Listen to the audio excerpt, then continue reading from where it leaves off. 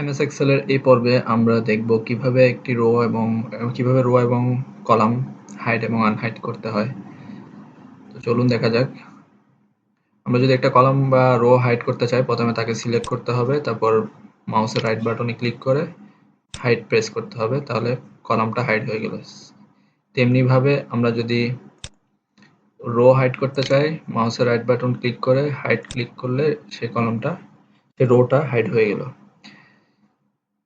আর যখন আমি আনহাইড করতে যাব, তখন আমাকে কিবোর্ডের শিফট চেপে ধরতে হবে, তারপরে দুইটা কলাম যেই কলামটা হাইড করলাম তার পাশের দুইটা কলাম সিলেক্ট করতে হবে, তারপর মাউসের রাইট বাটন ক্লিক করতে হবে, দেন আনহাইড। দেখুন হাইড করা কলামটা আবার আনহাইড হয়ে গেল।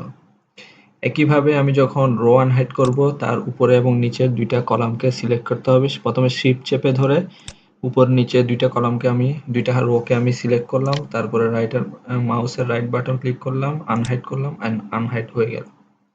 এটা খুবই সহজ একটা ট্রিক্স। আমরা যখন অনেক সময় বড় ডাটা নিয়ে কাজ করতে যাই, তখন এখানে দেখা যায় অনেকগুলো কলাম থাকে, তো আমাদের কিছু লেস ইম্পর্টেন্ট কিছু কলামকে দেখা যায় আমাদের হাইড করতে হয়।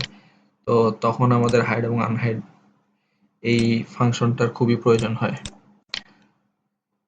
আশা করি আপনারা বুঝতে পেরেছেন। ধন্যবাদ।